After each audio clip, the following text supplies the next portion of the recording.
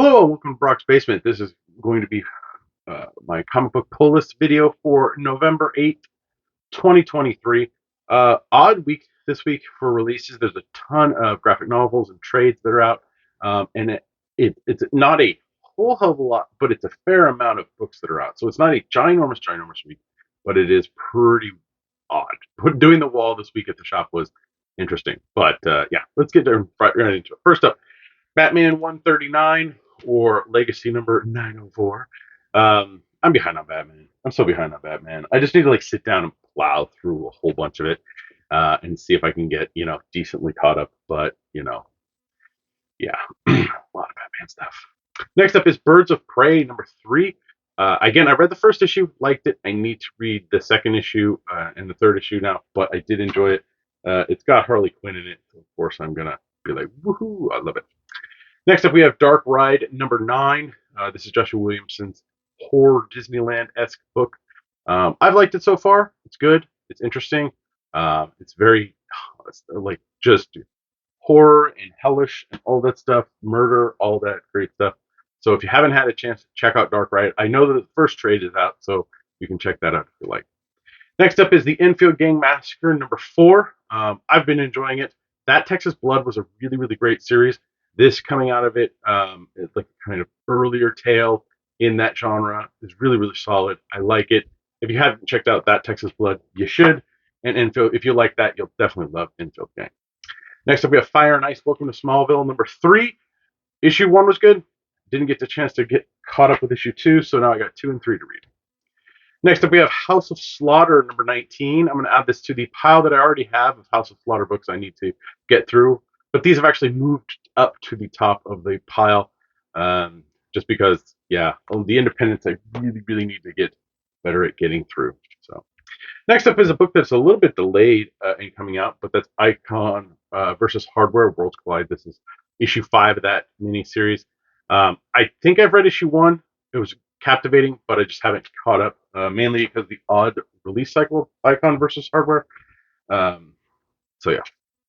Next up is Joker, The Man Who Stopped Laughing, number 12. Much like the previous Joker iteration, I'm going to have to sit down and just plow through a whole bunch of Joker books. I liked the first one, so we'll see where this one takes us, but the first issue was okay. Next up is Jeff Lemire and Gabrielle Halta, Phantom Road, number 6. I think I read the first 3, so I need to sit down and read the rest of it, but I liked Phantom Road. It's pretty interesting. Next up, we have Poison Ivy, number 16.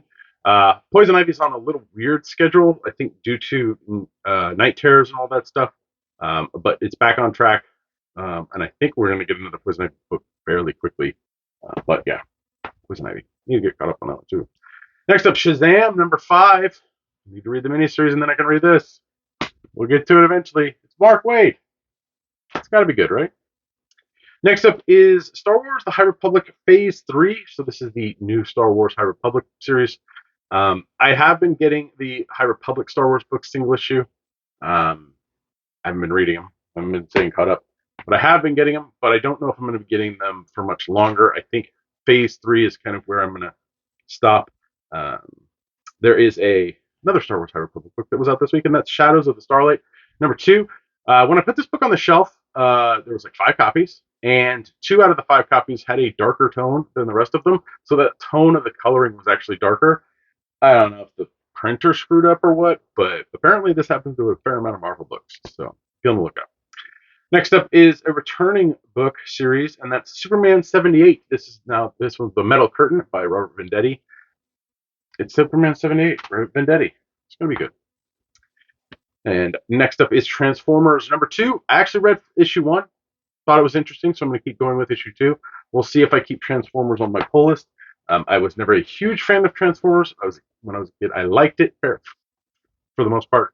Wasn't a huge fan, but I've so far liked Kirkman and Skybound's take on the Energon universe, and Void Rivals has been good, so we'll see what happens with that. Next up is a facsimile edition, and that's a facsimile for Wonder Woman number 1. So, yeah, if you love Wonder Woman and you've never had a copy, you get a facsimile copy of issue 1. The Justice All-Star Comics, I think. I can't remember what issue. But the Justice Society one is the other facsimile this month or this week as well. So yeah, if you like those, I would highly recommend picking them up. Next up, we have variant covers. So this was all of my read pile. Oh, yeah, not too bad. What's bad is what's over in the closet area over there. You can't see it because it ends here, but it's over there. So many books. Variants. Let's get right into them. First up, we have Batman 139, the Frank Cho variant. I picked it up mainly because it's got Catwoman in it, and they're going through that whole Catwoman gang war thingy. So we'll see. But I like it. Next up is the Birds of Prey, issue 3, the W. Scott Forbes. This is the cover 3. Let's see. So I snagged that cover up because, Harley's on it. Fire and Ice. I picked up the B cover for Fire and Ice. I can never pronounce their name. Sozo Makia. So yeah, the Polaroid-esque looking cover there. Joelle Jones did the 1 in 25, so I was able to snag up the 1 in 25. Love Joelle Jones's art. Poison Ivy, of course. You got the DNA, the David Nakayama variant there. Snag that one up. I really love the Otto Schmidt variant for Poison Ivy's team. And the this is the Ilsa Ivana. I believe this is the 1 in 25. So I snagged that one up. And Artist Spotlight Mike Diodato Jr. had a cover for Poison Ivy 16 as well. So I snagged that copy up. And yeah, like I said, that's the variants that I picked up. The smaller pile, more reasonable, not too bad. I did grab one graphic novel that came out this week. It's an omnibus, and comes on the heels of the last one that came out like a few weeks ago, and that's the Captain America: Return of the Winter Soldier. So this collects the Captain America and Bucky stuff, 620 to 628.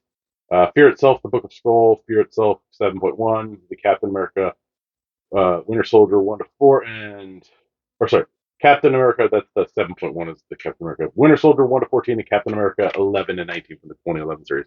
So this collects, I think this is the final volume in the Brubaker stuff. So I have most of it. I have the Death, I have Lives, I have the Trial, and I have now the Return.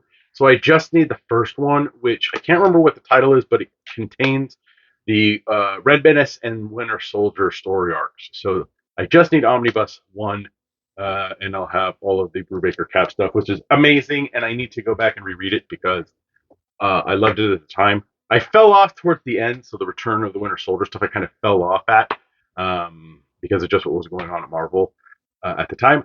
But I am super stoked to potentially jump back in and reread that stuff. Yeah, that's pretty much it for comic book stuff. I am going to shamelessly plug, meanwhile, the comic book we did for the 30th anniversary of At Comics Conspiracy, which I have a story in, drawn by the very talented Lane Terasaki. So yeah, you can grab copies. Go to comicsconspiracy.biz and you can order it there, or we have copies on our eBay page. But there you can definitely find a copy somewhere. Yeah, and this is the A cover, and this is the B cover. This is the Fish cover, Veronica Fish, and this is the Allison Samson cover, which I like this one. Very limited copies of the B cover. It's the same price, but yeah, we didn't print as many. So yeah, so if you don't have one, get one, and if you got one, get one as a gift for the holiday season. A bunch of other stuff this week. So on Sunday, the 5th, which happy belated Guy Fawkes Day to those that celebrate, we had at the shop Paulo Rivera. He is, and his dad, Joe Rivera. Paulo Rivera is a penciler and painter, and Joe Rivera, his father, is an inker. Nice little business card there from them. But we had a signing at Comics Conspiracy with Paulo and Joe, and it was very nice to talk with them. Great guys. They had a good time, hopefully. It was a small thing, but it still worked out really, really nicely. And I got a couple things signed by him. The first thing I had signed, personalized, was a copy of Daredevil number 12, because he worked on this with Mark Waid. And yeah, I love this cover. I've always thought it was really cool. So this is Daredevil issue 12. So I got him and his dad to sign it, as well as they were talking with people and stuff and all that. Come to find what his kind of first published work was for, like, I think comics period, and especially Marvel, because that's kind of where he is known from. And it was the Invincible Iron Man number 63. So me being the person I am, I went, well, let's see if we have the back issue. We had it, so I got him to sign his first published work as well. Yeah, so the Invincible Iron Man. This was issue 63, but it's Legacy 408, and that's funny enough the area code I live in and grew up in, the 408A. He also had a Modern Masters volume written by Eric Nolan Wethington. So I snagged a copy of that. I thought it was pretty cool. I've seen these out and about, but I never really looked at one up close, and so I figured why not support him. And so I grabbed a copy, and he did a little nice remark in there of Spider-Man for me. So yeah, I thought that was really cool. Really great signing. It was nice to just kind of have a really more intimate type of signing experience. And yeah, so kind of wait to dive into that modern Masters. Yeah, we'll see. But fun times. I did get a Kickstarter thing delivered yesterday, and I pulled it out of the mailbox this morning because it was small and went in. But I picked up the Berserkers solo game. I kickstarted that a while back. They backed a couple of their solo games. I have not had a chance to sit down and really play them, but I've liked them.